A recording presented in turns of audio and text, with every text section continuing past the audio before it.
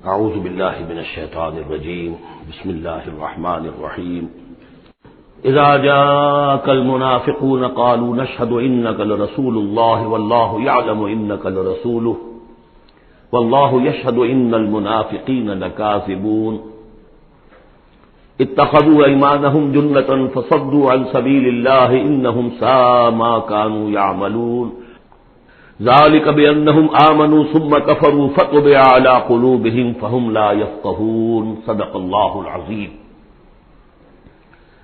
رب اشرح لي صدري ويسر لي أمري واحلل عقدة من لساني يفقهوا قولي۔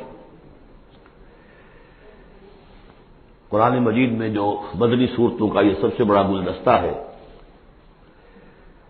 اس کے ہم 4 جوڑے پڑھ چکے ہیں، 3 جوڑے، سورہ حدید اور سورہ مجادلہ، پھر سورہ حشر اور سورہ ممتحنہ، پھر مرکزی جوڑا سورہ صف اور سورہ جمعہ۔ سورہ صف میں نے ایک بات کہی تھی کہ بعد میں جائزہ لے لیں گے، اگر تو ایمان حقیقی اور جہاد فی سبیل اللہ کا راستہ انسان اختیار کرے، وہ تجارت جو اللہ نے بتائی ہے، هل ادلکم علی تجارت تنجیکم من عذاب علیم، اس کا کیا حل ہے، کیا تجارت ہے؟ تؤمنون باللہ ورسولہ وتجاہدون فی سبیل اللہ باموالکم وانفسکم، یہ اگر کرتے ہو تو عذاب علیم سے بھی چھٹکارا ہے، تمہارے گناہ بھی معاف کر دیے جائیں گے، جنتوں میں داخل کیے جاؤ گے، مساکن طیبۃ فی جنات عدن دیے جاؤ گے۔ ایک خاص حد تک تمہارے ایمان اور عمل صالح کی جب ہم جانچ پرکھ کر لیں گے اور ثابت ہو گئے کہ تم نے حق ادا کر دیا تو دنیا میں نصرت بھی آئے گی، فتح بھی ملے گی، سب سے بڑی بات یہ کہ تم اللہ کے مددگار قرار پاؤ۔ نہیں کرتے ہو اور ایمان کے دعوے ہیں اور اللہ سے محبت کے اور رسول سے عشق کے، تو کبر مقتا عند اللہ ان تقولوا ما لا تفعلون، اللہ تعالیٰ کی بیزاری شدید ہوتی چلی جا رہی ہے تمہارے اس طرز عمل پر، اور آگ سے چھٹکارا پانے کا خیال تمہارا خود ساختہ خیال ہے، امید موہوم ہے، اس لیے کہ کلام جو ہے یہ محمل کلام نہیں ہے۔ هل ادلکم علی تجارت تنجیکم من عذاب علیم، وہ تجارت تمہیں بتائی جائے جو عذاب علیم سے چھٹکارا دلا دے، وہ نہیں کرتے ہو اور چھٹکارا ہو گیا تو پھر یہ کلام غلط ثابت ہو گیا، پھر یہ کلام محمل ہے، بے معنی ہے۔ کرتے ہو تو سب کچھ ہے، اس کو کہتے ہیں ہماری فزیولوجی میں آل اور نن لا، وہ چیز ہوگی تو پوری ہوگی، نہیں ہوگی تو زیرو ہو جائے گی، پرسنٹیج نہیں ہے بیچ میں۔ مسل کے بارے میں یہ والنٹری مسل جو ہوتے ہیں، ان کی کنٹریکشن جو ہوتی ہے آل اور نن، اگر تو سٹیمولس پورا مل جائے گا تو پوری کنٹریکشن ہوگی، اور اگر وہ سٹیمولس جو ہے کم ہے تو بالکل نہیں ہلے گا وہ، یہ نہیں کہ وہ درمیان میں آل اور نن لا۔ اچھا، اس کے لیے جو آدمی چاہیں گے کیسے ٹرین کرنا، کیسے تیار کرنا، وہ سورہ جمعہ۔ اب یہ جو دوسرا، بلکہ کہنا چاہیے کہ جو چوتھا جوڑا آ رہا ہے، اس میں ایک تو ترتیب آپ الٹی دیکھ رہے ہیں، پہلے آ رہی ہے وہ سورت جس میں کہ تسبیح کا ذکر نہیں ہے، بعد میں آئے گی سورہ تغابن جس میں تسبیح کا ذکر ہے۔ دوسری بات یہ کہ یہاں نفاق کا تذکرہ ہے اور سورہ تغابن میں ایمان حقیقی پر جامع ترین سورت ہے۔ میں نے آپ کو پہلے بتایا تھا کہ وہ مباحث، اب نفاق کی جو بحثیں آئی ہیں سورہ نساء اور سورہ توبہ کا تو اکثر حصہ اس پر مشتمل ہے، اور بھی تقریباً تمام مدنی صورتوں کے اندر وہ ذکر موجود ہے، کہیں ذرا ڈھکا چھپا ہے جیسے سورہ بقرہ میں، کہیں کھلم کھلا ہے، اعلانیہ ہے۔ اسی طریقے سے ایمان کی بحثیں تو پوری مکی قرآن میں پھیلی ہوئی ہیں، اور اس کے بلکہ اور خلاصے نکال کر بہترین جو ہے مدنی قرآن میں بھی لکھ دیے گئے ہیں، آیات الآیات ہے، آیت الکرسی ہے۔ لیکن ایک خلاصہ 11 آیتوں پر مشتمل نفاق کی حقیقت پر یہ سورہ منافقون، یہ منفی ہے، مثبت شے کہ ہے ایمان، 18 آیتوں پر مشتمل جامع ترین سورت قرآن حکیم کی ایمان کے موضوع پر سورہ تغابن۔ نفاق کے بارے میں چند باتیں سمجھ لیجئے جو اگرچہ پہلی بحث میں بہت آ چکی ہیں، لیکن آج پھر میں بتا دینا چاہتا ہوں۔ نفاق کی 2 قسمیں، ایک وہ شخص جو شعوری طور پر دھوکہ دینے کے لیے ایمان لایا، وہ شروع ہی سے منافق ہے، ایک دن بھی اسے ایمان کی لذت نصیب ہوئی نہیں۔ سورہ آل عمران میں اس کی مثال موجود ہے، سازش کی، صبح کو ایمان لاؤ شام کو مرتد ہو جانا، تاکہ یہ اسلام کی جو ساکھ بن گئی ہے گڈ ول بن گئی ہے، یہ ختم ہو جائے۔ تو ظاہر بات ہے جیسے کہ فرمایا گیا سورہ مائدہ میں وَقَدْ دَخَلُوا بِالْكُفْرِ وَهُمْ قَدْ خَرَجُوا بِهِ، وہ کفر کے ساتھ ہی داخل ہوئے تھے اور کفر کے ساتھ ہی نکل گئے، ان پہ ایک لمحہ بھی ایمان حقیقی کا آیا ہی نہیں۔ یہ بہت کم لوگ تھے اس قسم کے منافق۔ اصل منافق جو وہ کون تھا؟ دعوت آئی، دعوت نے قبول، دل نے قبول کیا، بات ٹھیک ہے، صحیح بات ہے، چلو پیش قدمی کرو، لیکن تھے کم ہمتیں، بزدل، تھڑ دلے۔ اب ظاہر بات ہے یہ دعوت تھی انقلابی دعوت، انقلابی دعوت میں تصادم کے مراحل آتے ہیں، اور وہاں جو ہے تکلیفیں، آزمائشیں، مصیبتیں، ایثار مال، بذل نفس، یہاں تک کہ وہ مرحلہ بھی آ سکتا ہے کہ نقد جان ہتھیلی پر رکھو اور میدان میں آ جاؤ۔ اب جو ذرا کمزور لوگ تھے ان کی ٹانگیں ذرا ہلنی شروع ہوئی، کپ کپی۔ پہلا مرحلہ یہ ہوا ان میں کہ انہوں نے اپنی قصور کو ماننا، ہم سے خطا ہو گئی، غلطی ہوئی۔ یہ سورہ توبہ میں پڑھ چکے ہیں، خلطوا عملا صالحا وآخر سیئا۔ اب یہ ہے کہ کسی اچھے کام بھی کر رہے ہیں، کسی کو کوئی برا کام بھی کر دیا، کبھی کوئی لبیک بھی کہہ دیا، کبھی کہیں کھسک گئے، لیکن اپنی غلطی مان لی کہ حضور ہم سے غلطی ہوئی، ہم کوئی جھوٹا بہانہ نہیں بناتے، آپ جو سزا چاہیں دے لیں، ہم حاضر ہیں۔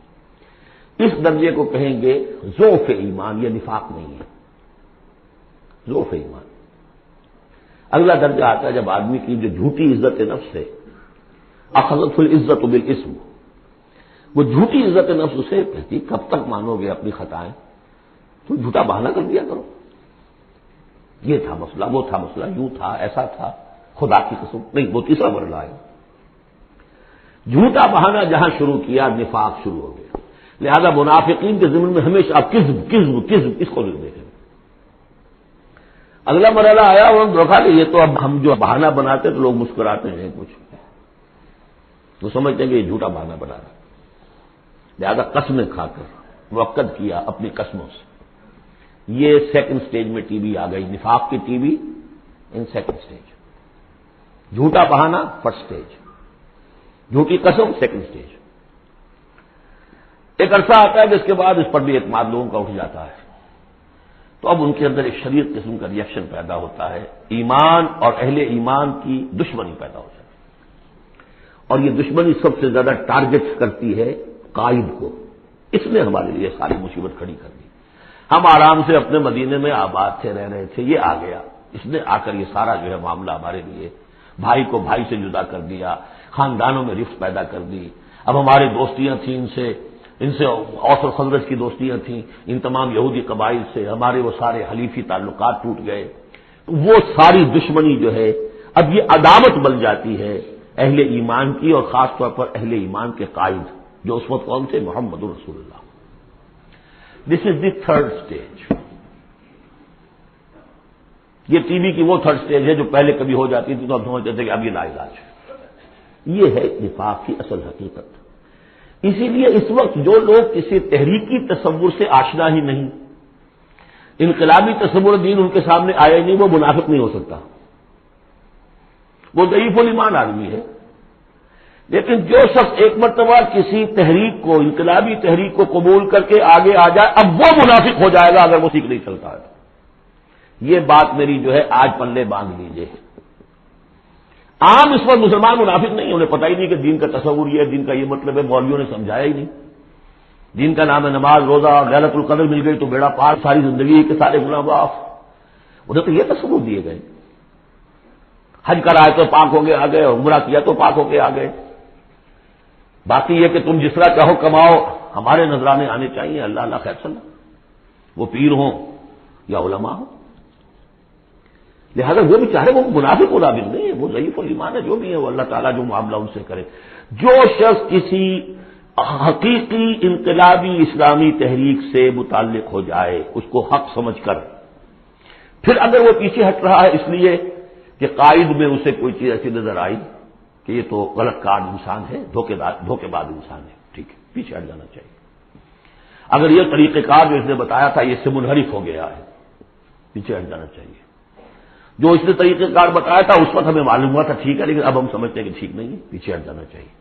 یہ سب ٹھیک، اس میں نفاق نہیں ہوگا، لیکن محض اس لیے کہ اب مشقت کرنی پڑ رہی ہے، محنت کرنی پڑ رہی ہے، اپنے کیریئر پر آنچ آ رہی ہے، اپنے لیے جو ہے اور زندگی کی لذتیں جو ہیں ان میں ہمارا گھاٹا پڑ رہا ہے، جائیے کہ کبھی امیر نے ڈانٹ دیا ہے، یہ تو ہوتا ہے جماعتوں کے اندر، ہوتا ہے، زجر بھی ہوتی ہے، توبیخ بھی ہوتی ہے۔ حضور نے یہاں تک بھی کہا کہ میرا جی چاہتا ہے کہ جو لوگ نہیں آتے فجر کی نماز میں کسی اور کو یہاں پر امام بنا کر کھڑا کر دوں اور جا کر ان کے گھروں کو آگ لگا دوں، یہ بھی تو کہا ہے محمد رسول اللہ صلی اللہ علیہ وسلم۔ تو بہرحال اس وجہ سے اگر کوئی پیچھے ہٹا تو وہ اس پروسیس میں آ جائے گا، اس کو اچھی طرح سمجھ لینا چاہیے۔ بسم اللہ الرحمن الرحیم، اذا جاءک المنافقون قالوا نشهد انک لرسول اللہ۔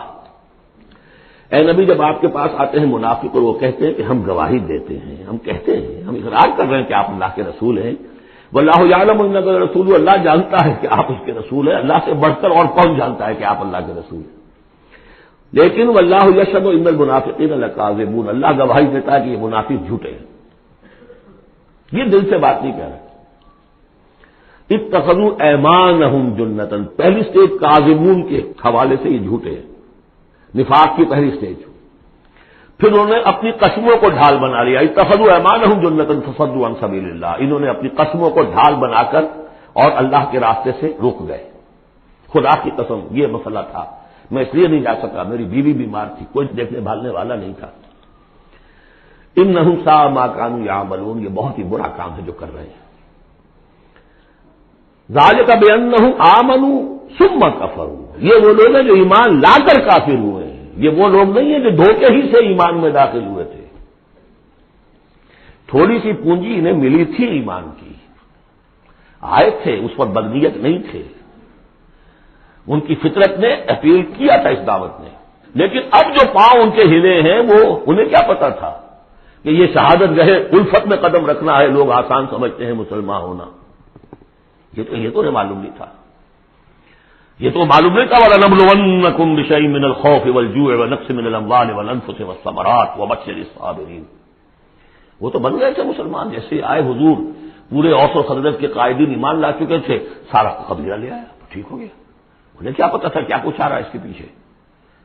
یہ ایمان جو ہے یہ تو یوں سمجھیے کہ پھر پہنچی آئس برگ ہے، اس کے نیچے جو اثر آیا ہے برف کا ہوتا تو وہ پھر ان کے پاؤں ہے، اس میں بھی جب تک اقرار ہو اپنے تقصیر کا تو وہ ذوف ایمان کہلائے گا، نفاق نہیں۔ خذ من اموالہم صدقۃ تطہرہم وتزکیہم بہا، ایسے لوگوں کا علاج بھی سورہ توبہ میں آ چکا ہے۔ لیکن جھوٹ بہانا پہلی منزل، جھوٹی قسم دوسری منزل، اور پھر عداوت آگے آئے گی چل کر اسی صورت میں۔ ذالک بانہم آمنوا ثم کفروا، یہ اس لیے کہ ایمان لائے پھر کفر کیا، فطبع علی قلوبہم، اب اللہ نے ان کے دلوں پر مہر کر دی ہے، فہم لا یفقہون، اب یہ تفقہ حقیقی تفقہ سے خالی ہو چکے۔ وَإِذَا رَأَيْتَهُمْ تُعْجِبُكَ أَجْسَامُهُمْ، جب اے نبی آپ انہیں دیکھتے ہو کہ جسم آپ کو بڑے اچھے لگتے ہیں، بڑے تن و توش والے، وہی یقولوا تسمع لقولہم، جب وہ آپ سے بات کرتے ہیں تو آپ بڑے غور سے سنتے ہیں۔ چودھری لوگ جو ہوئے، سرمایہ دار بھی ہوئے، چودھری بھی ہوئے، تو ان کی حیثیت ہے تو آپ توجہ سے سنتے ہیں ان کی بات۔ کأنہم خشب مسندہ، اے نبی یہ تو ان سوکھی لکڑیوں کے مانند ہیں جو اپنے بل پر نہیں کھڑی ہوا کرتی، انہیں تیل لگا کر کھڑا کیا جاتا ہے۔ یحسبون کل صیحۃ علیہم، اندر سے اتنے بودے ہیں کہ ذرا سی آہٹ ہوتی ہے تو ان کی جان پر بن جاتی ہے، وہ سمجھتے ہیں کہ پھر آئی کوئی مصیبت، کہیں اور سے پھر شاید کوئی حملے کی خبر آ رہی ہے اور پھر کوئی جنگ ہوگی، پھر کہیں گے نکلو اللہ کی راہ میں۔ یحسبون کل صیحۃ علیہم، اپنے اوپر ہی سمجھتے ہیں ہر آہٹ کو۔ ہم العدو، یہ تیسری سٹیج ہے، یہ اب اصل دشمن یہ ہے۔ باہر کا دشمن جو آ رہا ہے ابو جہل لشکر لے کر یا ابو سفیان لشکر لے کر، وہ اتنا خطرناک نہیں جتنے کے یہ ہے، یہ مارے آستین ہے، یہ اندر سے ڈنک مارنے والا۔ ہم العدو، اصل دشمن یہ ہے۔ فاحذرہم، ان سے بچ کر رہو، چوکس رہو، چوکنے رہو، چاہے معاف کرتے رہو، یہ بات دوسری ہے۔ حضرت مسیح کا قول آپ کو سنا چکا ہوں کہ فاختہ کے مانند بے ضرر، لیکن سنگ کے مانند ہوشیار رہو۔ سانپ چوکنا کتنا ہوتا، لیکن سانپ ضرر بھی پہنچا دیتا ہے۔ تم چوکنے تو ویسے رہو جیسے سانپ ہوتا ہے، بے ضرر ایسے رہو جیسے کہ فاختہ ہوتی ہے۔ حضور کی یہی شان تھی، جس نے ابھی جھوٹی قدم گائی جدا، ٹھیک ہے بھائی جاؤ، ٹھیک ہے، مروت شرافت، جس پر کہ پھر اللہ کی طرف سے گرفت بھی آ گئی۔ عفا اللہ عنک لما اذنت لهم، اللہ معاف کرے آپ کو، یا اللہ نے آپ کو معاف کر دیا، کیوں آپ نے ان کو اجازت دے دی؟ وَإِذَا قِيلَ لَهُمْ تَعَالَوْا قَاتَلَهُمُ اللَّهُ وَإِنَّا يُؤْفَكُونَ، اللہ ان کو قتل کرے، گردن مارے اللہ ان کی، کہاں سے یہ پھرائے جا رہے ہیں؟ یعنی قسمت کی خوبی دیکھیے، ٹوٹی کہاں کمند، دو چار ہاتھ جب کہ لبے بام رہ گیا۔ محمد کا زمانہ نصیب ہوا صلی اللہ علیہ وسلم، ان کی دعوت پر لبیک کہنا نصیب ہو گیا، یہ نصیب اللہ اکبر لوٹ دیکھی جائے، لیکن کہاں سے یہ واپس پھرے؟ کس جگہ کمند ٹوٹی ہے؟ وَإِذَا قِيلَ لَهُمْ تَعَالَوْا يَسْتَغْفِرْ لَكُمْ رَسُولُ اللَّهِ، جب ان سے کہا جاتا آؤ بھائی غلطی مان لو اپنی، تو اللہ کے رسول تمہارے لیے استغفار کریں گے، تو رسول کی دشمنی تو ان کی دل میں بنی ہوئی ہے، کیسے آئے؟ جب کہا جاتا ہے آؤ تمہارے لیے اللہ کے رسول استغفار کریں گے اللہ سے، لَوَّوْا رُؤُوسَهُمْ، وہ اپنے سروں کو مٹکا، جی آئیں گے ٹھیک ہے ذرا میں بعد میں آؤں گا، وَرَأَيْتَهُمْ يَصُدُّونَ وَهُمْ مُسْتَكْبِرُونَ، اور آپ دیکھتے ہیں انہیں کہ وہ رک جاتے ہیں، آتے نہیں، تکبر ہے، مستکبرون۔ اب نبی کے سامنے جا کے روز روز اپنی خطاؤں کو ہم اعتراف کرتے رہے، ہماری بھی کوئی عزت نفس ہے؟ یہ کیا ہے جس وقت چاہا ہمیں ڈانٹ دیا؟ آخر یہ عزت نفس ہے ہماری بھی۔ سواء علیہم استغفرت لہم ام لم تستغفر لہم، برابر ہے ان کے لیے نبی، چاہے آپ ان کو معاف فرمائیں، آپ استغفار کریں چاہے نہ کریں، لن یغفر اللہ لہم، اللہ ان کو ہرگز معاف نہیں کرے گا۔ اس سے اگلی سٹیج میں یہ آیت آ چکی ہے سورہ توبہ میں، استغفر لہم او لا تستغفر لہم ان تستغفر لہم 70 مرۃ فلن یغفر اللہ لہم۔ اب اے نبی ان کے لیے تو چاہے آپ استغفار کریں چاہے نہ کریں، آپ 70 مرتبہ بھی استغفار کریں گے تب بھی اللہ ان کو معاف نہیں کرے گا۔ اور حضور کی مربت دیکھیے، حضور فرماتے ہیں کہ اگر مجھے یہ معلوم ہوتا کہ 70 سے زیادہ مرتبہ استغفار کرنے سے ان کی نجات ہو جائے گی تو میں 70 سے زیادہ مرتبہ استغفار کرتا، لیکن یہاں 70 مراد نہیں ہے، 70 سے مراد جتنی چاہے آپ استغفار کر لیں۔ ہم الذین، اب یہ عداوت کا جو ہے ان کا جو نقشہ ہے، یہ واقعات پیش کیے جا رہے ہیں۔ ایک غزوے سے واپسی پر دو مسلمانوں کی بھی لڑائی ہو گئی، ایک مہاجر تھے اور ایک تھے انصاری، اب وہ پانی بھرنے پر کہیں بلکہ ان کی بھی نہیں، ان کے خادموں کی لڑائی ہو گئی تھی، اس کو وہاں منافقوں نے اچھال دیا، مہاجرین اور انصار کا جھگڑا بنا دیا، اور کہا اس وقت آ کے عبداللہ ابن ابی نے کہ دیکھو تم نے اصل میں ہے مدینے والوں، یثرب والوں، تمہاری مثال تو وہی ہے جو کہتے ہیں کہ سمن کلبک یا کلوک، اپنے کتے کو کھلا پلا کے موٹا کرو کہ کبھی تمہیں کاٹے گا، تم نے ان کو جگہ دی، پناہ دی، کھلایا پلایا، اب یہ تمہارے سر وہ آ رہے ہیں، غریبانوں کو آ رہے ہیں، خدا کی قسم اگر ہم مدینے پہنچ گئے تو ان ذلیلوں کو وہاں سے نکال باہر کریں گے، ان کی یہ ضرورت، مہاجر کا خادم لڑے ایک انصاری کے خادم، ہم نے پناہ دی، اپنے ٹکڑے کھلائے ان کو، اپنی جگہ دی، اور آج یہ ہمارے سروں کو آ رہے ہیں، ہمارے منہ کو آ رہے ہیں۔ یہ بکواس اس نے کی۔ وہاں موجود تھے ایک نوجوان زید بن ارقم، انہوں نے جا کے حضور کو بتا دیا، حضور نے بلایا، نہیں جی جھوٹ بات میں نے نہیں کہا، یہ چھوکرے نے پتہ نہیں کہاں سے سن لیا، یہ چھوکرا کیا ہے یہ، اور آپ اس کی بات مان رہے ہیں میرے معاملے میں؟ خاموش رہے حضور۔ پھر یہ آیات اتر گئی جس نے چھوکرے کو صحیح ثابت کیا کہ کہا انہوں نے یہ، تو حضور نے فرمایا کہ لڑکے کے کان نے غلط نہیں سنا تھا، لیکن ایک بات نوٹ کر لیجئے، ان معاملات میں بھی حضور کوئی اقدام نہیں کر سکے عبداللہ ابن ابی کے خلاف، یہ نوٹ کرنے کی بات ہے۔ یہ جو لوگ سمجھتے ہیں کہ مکمل سٹیٹ قائم ہو چکی تھی مدینے میں، فوراً حضور کے جاتے ہی بڑی حماقت کے اندر مبتلا ہے۔ یہ ضرور ہے کہ حضور کو وہاں ایک حیثیت حاصل ہو گئی، لیکن جو تصور ہمارا ہے اس زمانے میں سٹیٹ، ریاست میں کبھی یہ ہو سکتا ہے کہ فوج میں سے 1000 میں سے 300 بھاگ جائیں، ان سے کوئی بات پوچھ بھی نہ ہو بعد میں؟ Is it possible? آج کی جدید ریاست میں کہیں یہ ممکن ہے کہ آپ کہیں اور عدالت، کسی اور عدالت میں اپنا مقدمہ لے جائیں؟ محمد کی عدالت میں نہیں جانا چاہیے، ہمیں تو یہودیوں کی عدالت میں جانا، منافقین یہ کرتے تھے، کوئی پکڑ نہیں تھی۔ پکڑ کب شروع ہوئی ہے؟ فتح مکہ کے بعد۔ اب یہ اس کی خوش قسمتی تھی عبداللہ ابن ابی کہ اس سے پہلے یہ واصل جہنم ہو گیا خود ہی، ورنہ یہ کہ فتح مکہ کے بعد ریاست قائم ہوئی ہے۔ یہی وجہ کہ اس کے بعد پھر جب جنگ کا اعلان ہوا ہے تو جو نہیں گئے ان سے بات پرس ہوئی ہے، حساب کتاب ہوا، اس سے پہلے نہیں۔ تو اصل میں اسٹیٹ جو ہے عبداللہ ابن ابی کا یہاں پہ بھی خاموش۔ ایک موقع پر جب کہ تہمت کا معاملہ چل رہا تھا تو ایک دفعہ حضور کے زبان مبارک سے ایسے الفاظ میں نکل گئے، دکھا دل، کہ کیا کوئی شخص نہیں ہے کہ جو مجھے اس ایذا رساں شخص جو ایذا پہنچا رہا ہے اس کی ایذا سے بچا سکے. بات انڈیا ظاہر تھا صاف کہ کیا کوئی شخص اس کو قتل نہیں کر سکتا. اب واقعات مختلف آتے ہیں. ایک واقعے میں تو یہاں تک آتا ہے کہ سعد ابن معاذ موجود تھے, انہوں نے کہا کہ حضور آپ مجھے حکم دیجیے میں قتل کرتا ہوں اس کو. سعد ابن عبادہ تھے, وہ خزرج میں سے تھے. وہ فوراً تم یہ اس لیے کہہ رہے ہو کہ وہ خزرج کا آدمی ہے. تو معلوم یہ ہوا کہ وہ جو قبائلی عصبیتیں تھیں کسی نہ کسی درجے میں ابھی موجود تھیں. ایک دن میں صاف نہیں ہوتی یہ چیزیں. پھر حضرت سعد ابن عبادہ کہتے ہیں حضور سے, حضور اس شخص کے معاملے میں نرمی کیجیے. اصل میں اس شخص کو ہم بادشاہ بنانے کا فیصلہ کر چکے تھے, اس کے لیے ہم تاج تیار کر چکے تھے. آپ آئے تو اس کے سارے خواب جو ہیں وہ بکھر گئے. اس کا ایک طرز عمل ہے, لیکن یہ کہ اس کا اثر ہے ہمارے قبیلے میں. حکمت اور مصلحت کا تقاضا یہ ہے کہ اس کے خلاف اقدام نہ کیا جائے. یہ بات سمجھ. ابھی ریاست اس درجے کی نہیں تھی کہ ان تمام چیزوں کو بالکل, ان مصلحتوں کو بالکل نظر انداز کرتے ہوئے جو قدم چاہے اٹھا دیں, کہ نہیں. اب کتنا بڑا کفر ان کا چلا آ رہا ہے یہاں پر.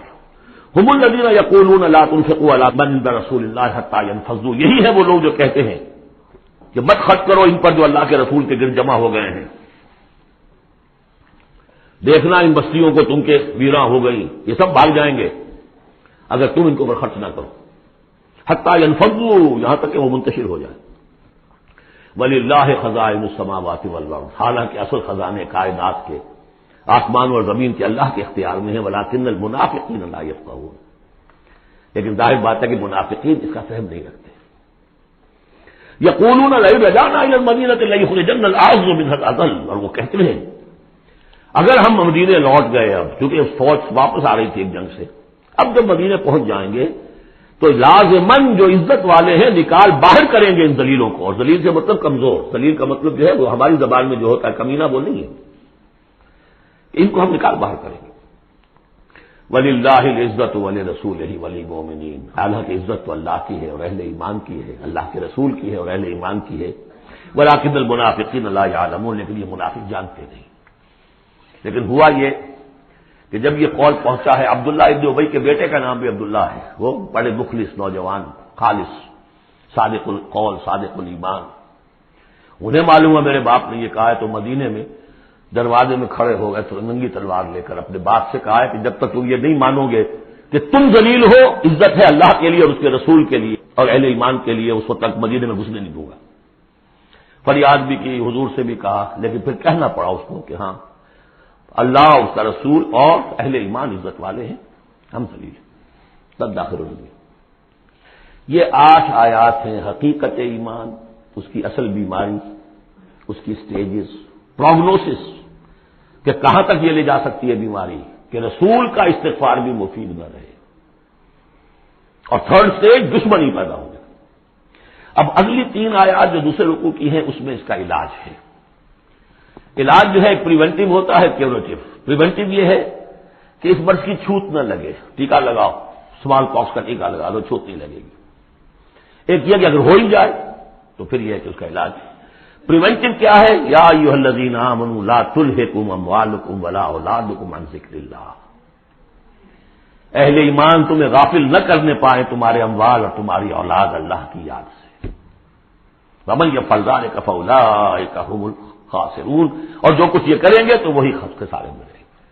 اب ذکر سے مراد صرف وہ ذکر نہ سمجھیے تصویر, اللہ یاد رہے, اپنا فرض یاد رہے, آدمی چاق و چوبند رہے, اپنے فرض کی ادائیگی کے لیے کمر بستہ رہے, سب ذکر دے. جہاد سے غافل نہ کر دے تمہارے مال اور اولاد, ان میں اتنا انہماک ہو جائے کہ وقت ہی نہیں, میں کیا کروں گی, وقت ہی نہیں. وقت کہاں سے آئے گا؟ آپ نے معبود بنا رکھا ہے اپنے اسٹینڈرڈ آف لیونگ کو, اسٹیٹس کو. اسٹیٹس سمبل معبود ہے, اب اسی کو پوج رہے ہیں آپ صبح سے شام, اور رات کے اوقات میں بھی سوچ بچار اسی کی ہے, تب کہیں جا کر وہ سمبل جو ہے قائم رہتا ہے. تو کیسے ہوگا؟ اس کا کیوریٹو ٹریٹمنٹ وہ کیا ہے؟ دیکھیے, نفاق الف اس میں ڈال دیجئے, انفاق یہ اس کا علاج ہے. انفاق, خرچ کرو, خرچ کرو. نفاق کا اصل سبب کیا ہے؟ دنیا کی محبت. دنیا کا محبت کا سب سے بڑا مظہر کیا ہے؟ مال کی محبت. اور علاج بالمثل یہ ہوگا, مال نکالو. یہ ہے اس کی اصل علاج.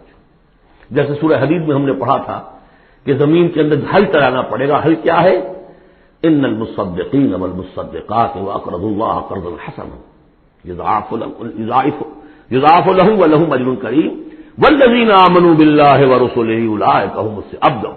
یہ دم نکال تو دل سے، پھر ایمان کا بیج پڑے گا تو لہلائے گی کھیتی. پھر صدیقیت کی طرف جاؤ چاہے شہادت کی طرف. یہ تمہاری استاد تباہ ہے. وانفقوا مما رزقناکم من قبل ان یاتی احدکم الموت، اور خرچ کر دو اس میں سے جو کچھ ہم نے تمہیں دیا اس سے پہلے کہ تم میں سے کسی کی موت کا وقت آئے. فیقول، پھر وہ اس وقت کہے رب لولا اخرتنی الی اجل قریب، پروردگار اسے ذرا اس دیر کے لیے مؤخر کر دے. فاصدق واکن من الصالحین، تو میں بڑی تصدیق کروں گا اور خیرات و صدقات سارا کچھ دے دوں گا اور میں بالکل صالحین میں سے ہو جاؤں گا. وَلَن يُؤَخِّرَ اللَّهُ نَفْسًا إِذَا جَاءَ أَجَلُهَا، جب کسی جان کا وقت آ جائے گا، وقت معین، پھر اللہ اسے کسی صورت مؤخر نہیں کرے گا. قوموں کی اجل تو پھر بھی مؤخر ہوئی ہے، قوم یونس کی ہو گئی ہے، لیکن یہ کہ انفرادی اجل کبھی مؤخر نہیں ہوتی. واللہ خبیر بما تعملون، اور جو کچھ تم کر رہے ہو اللہ اس سے باخبر ہے. اب یہ تو تھا منفی نفاق. مثبت ہے ایمان.